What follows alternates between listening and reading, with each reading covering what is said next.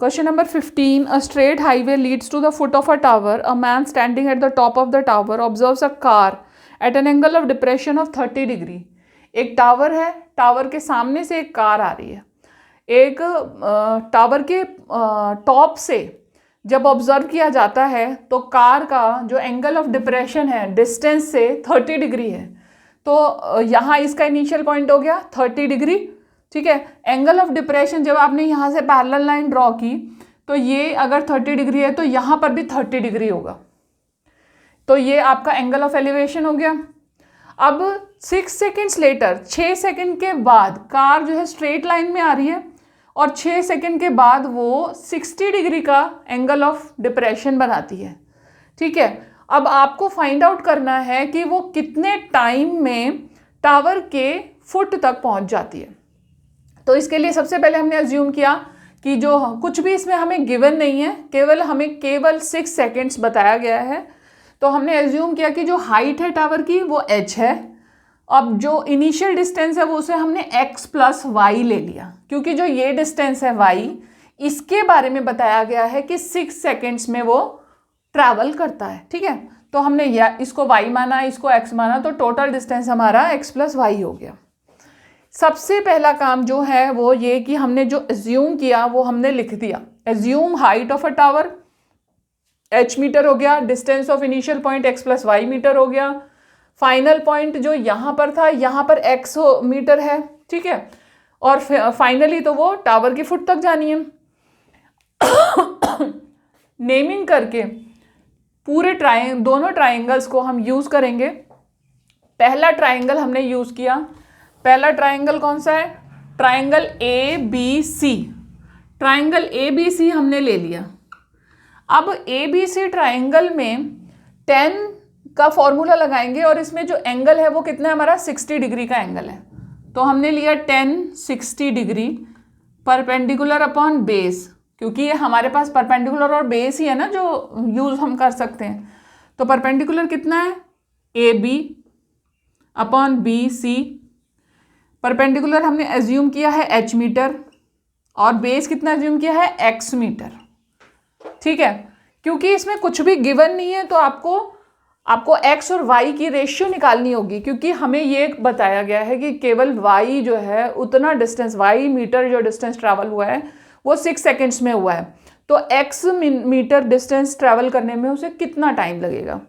तो ये आ गया हमारे पास में 1060 is equal to h upon x आ गया. 1060 की आप वैल्यू फाइंड आउट करोगे टेबल से तो आपको क्या मिलती है? √3 upon 1 is equal to h upon x. अब आपको x और y की प्रोपोर्शन निकालनी है तो आप x और y की वैल्यू निकालोगे. यहाँ पर आपको x की वैल्यू मिल जाएगी, क्रॉस मल्टीप्लाई किया, आपके पास आ गया x √3 is equal to h. पर हमें चाहिए तो क्या, हमें x की वैल्यू चाहिए, तो हम ये √3 यहाँ शिफ्ट कर देंगे और ये हमारे पास आ गया x is equal to h upon √3. ये तो हो गई इक्वेशन 1. अब दूसरा ट्राइंगल है हमारे पास में A B D. A B D triangle में 30 डिग्री का एंगल बन रहा है. तो हमने लिया 10 30 degree is equal to base perpendicular upon base. Perpendicular कितना है? A B. बेस कितना है? B D. ए बी कितना है? h और बी डी कितना है? x plus y. ये जो हमने एज्यूम किया था. ठीक है, ये आ गया हमारे पास. 1030 की वैल्यू क्या होती है? 1 upon √3 is equal to h upon x plus y हो गया. ठीक है, 1 upon √3 is equal to h upon x plus y हो गया.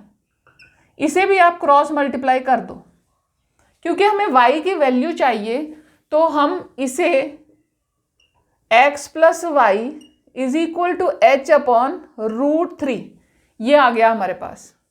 ठीक है, x की वैल्यू यहाँ पर है, x प्लस वाई की वैल्यू यहाँ पर है. तो सबसे पहले तो हमें y की वैल्यू निकालनी है तो हम इसे सब्ट्रैक्ट कर देंगे. सब्ट्रैक्टिंग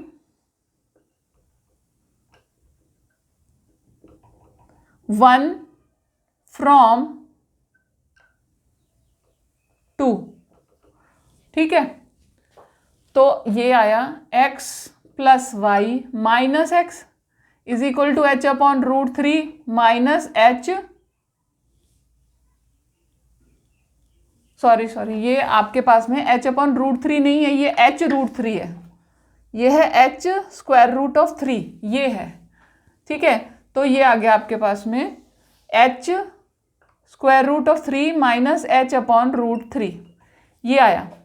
x से x कैंसिल हो गया, y आपके पास बच गया, तो ये क्या आ गया, h को कॉमन ले लिया, रूट 3, ये आ गया 3 minus 1 upon square root of 3, ये हो गया h 2h अपॉन रूट 3 हो गया। ये जो वैल्यू है y की आ गई ना, ये और ये दो वैल्यूज x और y को हमने प्रोपोर्शन फाइंड आउट करना है, तो हमने डिवाइड किया, इसको हमने 3 कह दिया, ठीक है, डिवाइडिंग 1/3, तो ये हो गया x upon Y is equal to h upon root 3 whole upon 2h upon root 3। ये नीचे वाला नंबर रेसिप्रोकल होके ऊपर आ जाएगा, रूट 3 अपॉन 2h, रूट 3 से रूट 3 कैंसिल हो गया और h से h, तो ये आ गया 1/2, ठीक है। x अपॉन वाई की जो रेशियो आई वो क्या आ गई, 1/2 आ गई, यानी कि x y is equal to 2x है, y is equal to cross multiply x upon y कर दो, x upon Y is equal to 1/2 हो गया ना, क्रॉस मल्टीप्लाई कर दिया तो ये आ गया हमारे पास y is equal to 2x आ गया, y is equal to 2x आ गया। अब हमारे पास जो डिस्टेंस है वो तो डबल हो गया, हाफ हो गया, या इसको x की फॉर्म में निकाल लें तो, या हम कह सकते हैं x is equal to y/2, दोनों तरह से यूज कर सकते हैं इसको। अब हमारे पास जो टाइम हमें गिवन था y डिस्टेंस ट्रैवल करने के लिए वो था 6 सेकेंड्स, स्पीड हमारी सेम है, तो हमें टाइम फाइंड आउट करना है। अब स्पीड कितनी है, स्पीड इज इक्वल टू क्या होता है, डिस्टेंस अपॉन टाइम होता है। डिस्टेंस कितना है हमारे पास में y, और टाइम कितना था 6 सेकेंड्स हमें गिवन था, ठीक है, 6 सेकेंड्स है ना y मीटर के लिए। अब ये जो वैल्यू है y/6 मीटर पर सेकेंड की, इस वैल्यू को यूज कर लेंगे हम, और x के लिए हम स्पीड की तरह इसे यूज करेंगे, और फिर हम x की टाइम फाइंड आउट करेंगे। तो ये फिर से हमने किया, speed is equal to distance upon time होता है, ठीक है। डिस्टेंस हमारे पास कितना है, अगर हम y की फॉर्म में लिखें तो x की वैल्यू कितनी बनती है, y/2, तो हमने लिख दिया y/2 होल अपॉन टाइम हमारे को अभी फाइंड आउट करना है, टाइम फाइंड आउट करना है, ठीक है। इसको हम यहां लिख देते हैं, s is equal to d/t, s कितना है हमारे पास y/6 is equal to d/t कितना है, डिस्टेंस कितना है, हमें x मीटर का निकालना है, और x की वैल्यू हमारे पास y की फॉर्म में है यहाँ पे y/2 होल अपॉन t तो हमें फाइंड आउट ही करना है। इसे अगर आप क्रॉस करोगे इस तरह से, सबसे पहले तो आप ये कर लोगे कि y/6 is equal to y/2 into में t को उधर ले जाओगे, y को इधर ले आओगे, t उधर चला जाएगा ना, t is equal to y/2 divided by y/6 हो गया, y/2 6 अपॉन y, 2 से 2 कैंसिल हो गया, 3, आपका आंसर आ गया 3 सेकेंड्स। डिस्टेंस जो ट्रैवल किया, x मीटर डिस्टेंस ट्रैवल करने में कार ने 3 सेकेंड्स लिए। अब है question number 16, the angles of elevation of the top of a tower from 2 points at a distance of 4 metre and 9 meter from the base of the tower and in the same straight line with it are complementary, prove that the height of the tower is 6 meter। अब क्या है कि एक tower है, tower के top से angle बनाए जा रहे हैं, ये टावर मान ली हमने, यहाँ से 4 मीटर के डिस्टेंस पे और फिर 9 मीटर के डिस्टेंस पे एंगल ऑफ एलिवेशन बनाना है, ठीक है, और ये है 4 मीटर और ये है 9 मीटर, यहां से यहां तक। ये और ये एंगल आपको गिवन है, ये एंगल नहीं गिवन है, मान लेते हैं, बस इतना बताया गया है कि जो ये एंगल्स हैं एक दूसरे के कॉम्प्लीमेंट्री हैं, ठीक है। कॉम्प्लीमेंट्री का मतलब होता है कि आपका जो एंगल है वो दोनों एंगल्स मिलके जब 90 डिग्री कंप्लीट करते हैं तो वो एक दूसरे के कॉम्प्लीमेंट्री होते हैं। इसके रिलेटेड कॉन्सेप्ट की वीडियो भी मैं बना चुकी हूँ। ये है थीटा, अगर ये कॉम्प्लीमेंट्री है तो दूसरा एंगल हम अपने आप मान लेते हैं कि वो 90 माइनस थीटा होगा, क्योंकि दोनों को ऐड करने पर 90 बनता है। तो थीटा का कॉम्प्लीमेंट्री कौन सा होगा? 90 माइनस थीटा होगा। तो इसको हम अगर थीटा मान लें तो इसको हम 90 माइनस थीटा मानेंगे। ये है थीटा डिग्री, ये है 90 माइनस थीटा डिग्री, ठीक है। अब ये आपकी जो टावर है इसकी हाइट हमें प्रूव करनी है कि वो 6 मीटर है, ये हमें प्रूव करना है। बेस हमें दोनों का गिवन है, तो हमने इनका नाम रख दिए A, B, C और D, ये हमने रख दी H, ठीक है। अभी क्योंकि हमें प्रूव करना है तो हम पहले एज्यूम कर लेंगे H है और फिर हम H को 6 मीटर के बराबर प्रूव करेंगे। तो हमने लिखा assume the height of tower is equal to H metre. Height of the tower ले लिया हमने। अब ये एंगल हमारे पास थीटा है और ये 90 माइनस थीटा है, तो हम फिर से वही करेंगे क्योंकि हमारे पास बेस और परपेंडिकुलर और बेस ये दोनों चीज़ें हैं। हमने लिया 10 थीटा। सबसे पहले हम ट्राइंगल मेंशन कर देते हैं। कौन सा ट्राइंगल है? ABC। हमने लिया ट्राइंगल ABC, A, B और C लिया। ABC ट्राइंगल में हमने लिया 10, क्योंकि हमने एज्यूम किया था, हमने एंगल लिखे नहीं है एज्यूम करके, यहाँ लिख देते हैं assume angles are theta degree and 90 minus theta degree, ठीक है। ये हमने एज्यूम कर लिए, तो ये हो गया 10 theta degree is equal to कितना हुआ? Perpendicular base, perpendicular upon base. Perpendicular कितना है? Height H। इसमें यहाँ पर इस ट्राइंगल के अकॉर्डिंग कितना है? AB upon BC।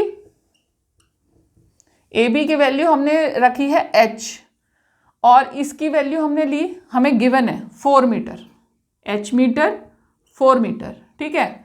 अब 10 थीटा की वैल्यू आपके पास में आ गई। अब दूसरा ट्राइंगल लेंगे। दूसरा ट्राइंगल क्या है? ट्राइंगल AB और D। ट्राइंगल AB और D लिया। इस ट्राइंगल में जो एंगल है वो 90 माइनस थीटा डिग्री का है, तो हमने लिया 10 of 90 minus theta degree. 10 90 minus theta degree is equal to क्या हो जाएगा? Perpendicular upon base. परपेंडिकुलर है AB और बेस कितना है? BD। अब AB हमने एज्यूम किया हुआ H है और बेस कितना एज्यूम किया हुआ है? 9 है, मतलब सॉरी गिवन है हमें, तो ये हो गया H अपॉन 9। अब यहाँ पर आप देखो 10 90, हमें जब थीटा की वैल्यू नहीं पता तो हम उसकी फाइनल वैल्यू निकाल नहीं सकते, हमें थीटा का पता ही नहीं है कितने एंगल का है, तो हम इसमें जो कॉम्प्लीमेंट्री एंगल की जो लॉ है वो यूज़ करेंगे। अब जो 10 90 माइनस थीटा है इसको हम कॉट ऑफ थीटा डिग्री लिख सकते हैं। 10 90 minus theta degree is equal to cot theta degree, ठीक है। इसको हमने लिख दिया is equal to H upon 9 हो गया। जो कॉट थीटा है वो 10 थीटा का रेसिप्रोकल होता है, तो हम इसे लिख सकते हैं, हम यहाँ पर लिख देते हैं कि 10 90 minus theta is equal to cot theta होता है और cot theta is equal to 1 upon 10 theta होता है, ठीक है। इसे हम यहाँ यूज करेंगे तो ये हो गया 1/10 theta degree is equal to h/9 हो गया, है ना। अब इसको हम इसमें इस इक्वेशन के साथ यूज करें तो हम इसमें tan थीटा की वैल्यू पुट कर सकते हैं। ये है हमारे पास इक्वेशन नंबर 1 और ये है इक्वेशन नंबर 2। इसमें आप इसको मीटर को h/4 कर दो, चलो ठीक है ना। ये हो गई आपकी equation number 1 using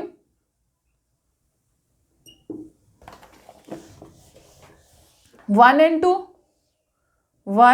and two, ठीक है। तो tan थीटा की वैल्यू आप यहां पे यूज कर रहे हो तो ये क्या हो जाएगी 1/, या फिर इसे आप ऐसे कर लो कि इसको tan थीटा में कन्वर्ट कर लो। इसे tan थीटा में कन्वर्ट करोगे तो आपके पास क्या आ जाएगा tan theta degree is equal to 9/h हो जाएगा ना। रेसिप्रोकल कर दोगे इसका या फिर इसे क्रॉस मल्टीप्लाई करोगे फिर नीचे लेकर आओगे तो उसकी जगह आप इसे ऐसे कर दोगे तो ये हो गई आपकी इक्वेशन नंबर 2। अब tan थीटा डिग्री 9/h हो गया, यहाँ पर tan theta degree is equal to h/4 हो गया, है ना। तो आप इक्वेशन 1 में इस इक्वेशन को यूज कर लो यूजिंग इक्वेशन 1 इन इक्वेशन 2, ठीक है। तो ये आ गया आपके पास में h/4 is equal to 9/4 9/h, h/4 is equal to 9/h, ये आ गया। अब आप इसमें क्रॉस मल्टीप्लाई कर लो, दोनों को क्रॉस मल्टीप्लाई कर लिया, क्या आ गया h² is equal to 9 into में 4, 9 4 का कितना होता है 36, या आप ऐसे कर लो 3 इंटू में 3, 2 इंटू में 2,